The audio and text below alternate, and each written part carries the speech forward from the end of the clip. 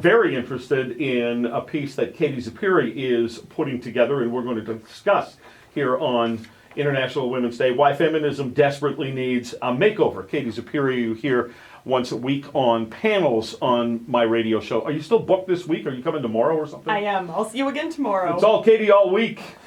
Founder of Girl Talk Empowerment, motivational speaker. And so for purposes of this, take a moment to explain what you're trying to do with Girl Talk Empowerment. Yeah, so a couple years ago, right at a university, I started a movement working to inspire youth to be leaders. Noticed that there was a special calling for girl-focused programming. There were some barriers that girls were facing, self-esteem, body image challenges. Decided to address that by hosting events and conferences and programs to meet girls where they're at and inspire them to reach their full potential. You put out a tweet this morning that showed a statistic, I don't know where you gathered this, that only 2% of girls see themselves as leaders. 29%. 29% of girls see themselves I misread as that leaders. Completely, didn't I? Yeah. It sounded even worse, but 29 is still a very sad number, and that's actually a number that I conducted through my own research with girls across the GTA between the ages of 11 to 18. And it's just a really scary fact that not enough girls see themselves in this role, and we have to ask ourselves why and do something about it. So that's what I'm trying to do with Girl Talk Empowerment. Do you know whether or not that's higher with boys? So I didn't compare personally, but other studies have been done to show that, it's common to see girls, just even asking things like who wants to get into politics or who has goals of these CEO jobs, and you ask them at a young age, there's a really big difference between girls and boys. All right, now the conversation here is going to take on what you think is wrong with feminism in the modern age, but I think you wrote well, and I want you to expand on this, about the noble good purpose of feminism in the first place.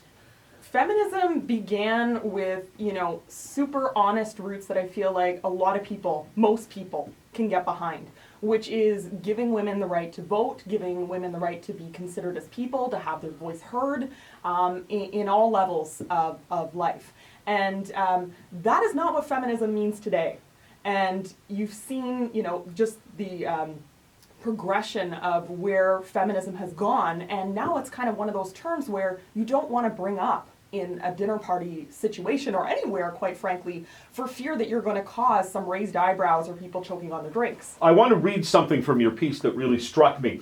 The original foot soldiers of the feminist movement didn't want every woman to vote for the same party or to stand in alignment on every issue. They just wanted women to have the opportunity to have their voice heard.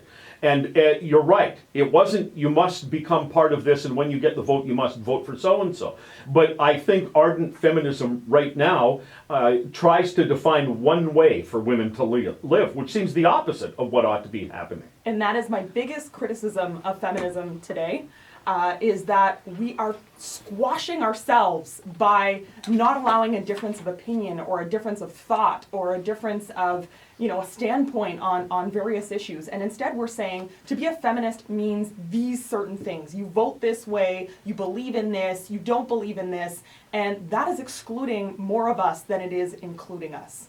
My wife was telling me yesterday about people saying to her when she was younger, well, you have to do this and this, you need this career path, you have to go this direction, whether that's what you want to do or not, to honor those women who came before you and made it possible for you to do that. And, I'm thinking, no, they made it possible for you to make a choice, even if they don't like the choice. Exactly. It's all about, having the freedom to choose what you want to do. And, there's so many different layers to this, but we can't be saying that women who choose to stay home and raise children are disempowered. We can't be saying that.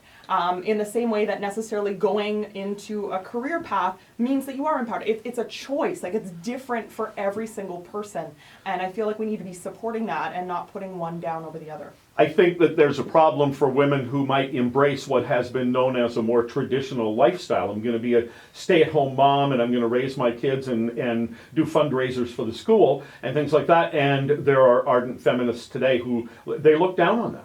And I've experienced that because my mom stayed home for 20 years. And my mom, now, after staying home for so long, is now in politics and a supervisor at a gym and doing all these amazing things. But I remember she'd have comments made to her like she was selling herself short or she was holding herself back or any of these things just because she wanted to stay home and raise children, and that's wrong. Now, just to respond to what you and I were talking about before the break there, Katie, we have a text message here when we talked about how there are modern feminists who maybe came out of the early ages and haven't realized they've won a whole lot of stuff, that look down on women who stay home and raise their kids.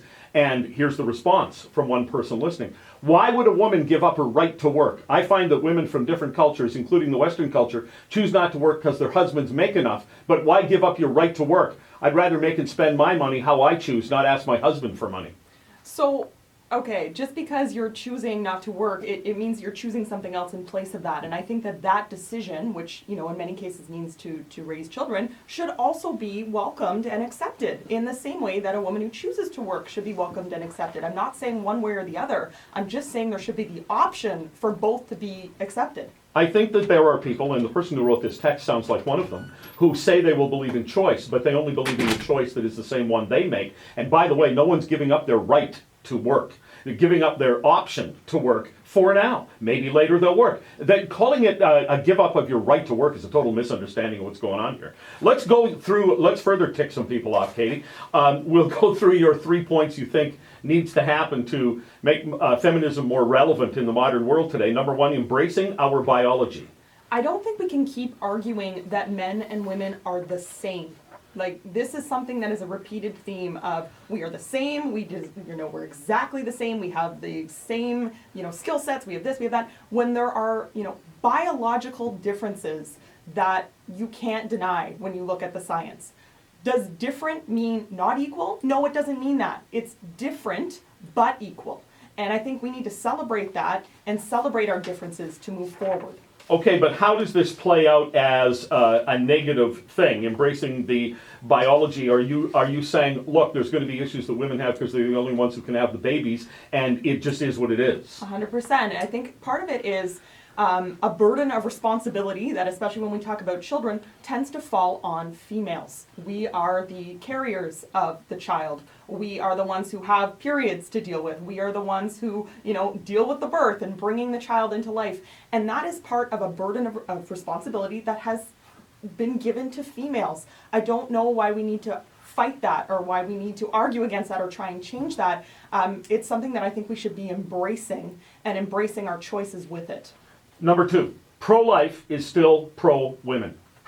So, again, I saw this article on Jezebel.com and it was titled, "There is no such thing as a pro-life feminist."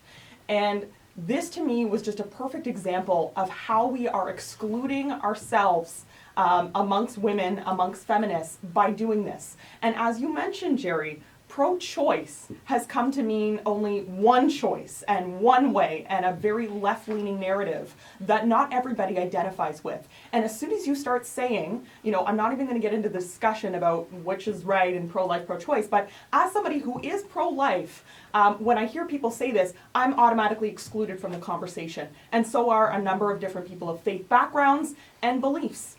So it's an exclusionary policy as opposed to, you said that in the beginning feminism was all about inclusiveness. It was all about inclusiveness, that's where it started, and now it's all about excluding people of different beliefs that go against this narrative. And instead of arguing, we're having so many issues, and instead of putting each other down and you're not a feminist because, you're protecting this unborn child, we could be having conversations about how we could actually be preventing the need for abortion in the first place, which I think all of us could agree with, because for women who do undergo abortions, there are so many, damaging side effects that happen with that, and that's not protecting women. So we need to be looking at preventative measures. Okay, number three, freeing the nipple does nothing to actually free women. There's a film called Free the Nipple. Is this an actual equality movement? It seems fringe to me. They like to think that Free the Nipple is a movement. Yes, this equality movement of, there's a movie and it's got these women with pink balaclavas on and they're running down the streets topless and doing all this sort of thing. So the idea here is that they want to remove the censorship of the female nipple and just kind of, why is it that children see violence and they see all this sort of stuff in video games, but they can't even see like a woman's nipple. Uh-huh. So where I agree with them is that I do not think that, we should be criminalizing women's bodies in terms of if somebody, is breastfeeding and they point out in their website that 35 states in the U.S. still do criminalize women's bodies. So we definitely need to take a stand against that. That's not what I'm saying. Breastfeeding should be normalized. And if somebody wants to wear, go topless at a beach, that's, for me, that's not a huge deal. But I don't see beyond that once we've decriminalized, the right to be topless, we can technically do this right now in Canada, right here. Well, it's not technically. You actually can. We can. But no, barely anybody does. Well, that's the thing. So where does this actually get us after we decriminalize women being topless? So where does that take us? How does that actually help women in any other level? Okay, so somebody just texted in, and we have a few minutes here. 872-1010 is the number. 872-1010. The text is 71010. Kind of responding to the first text I read, Katie. This person writes, I've always steered away from labeling myself a feminist, simply because there are certain things I'm all for, but others I stand back and look and think, if she wants to stay home and look after her kids, all the power to her. The birth of feminism came from the idea of the empowerment to empower women to make their own decisions and choices. So why judge another woman for giving up her right to work, that's in quotation marks for that last text message, so she can look after her kids? Isn't that just being a hypocrite? And I agree with that. That's exactly what I'm talking about. It's all about inclusivity. And this texter isn't the only person who has a hard time identifying with feminism. These are Canadian stats that 17% of women and 15% of men see themselves as a feminist. Those are very low numbers. Would you want that to be 100% both ways? Well, you'd think that the rights of men and women should be equal in terms of their worth and value. I think if you explained it to people like that, they would say yes. But that's not what the term's been kind of hijacked to mean this left-leaning, pro-choice narrative that you can only think this way, and that's not something that everybody can identify with. We've talked before on the show about the police who might come out with a message. Well, the one that was recent was a message to young women, watch your drink when you're at a bar so somebody doesn't slip some drug in there. And a feminist organization came out and slammed the police for blaming the victim. And I think the police were just trying to help young women who maybe haven't been in the bar a lot yet and aren't quite yet aware of how terribly wrong things can go. And that's the sort of thing that turns people off. And exactly, I feel like you can't even offer a suggestion or a point of constructive criticism without being, a victim blamer or this terrible person.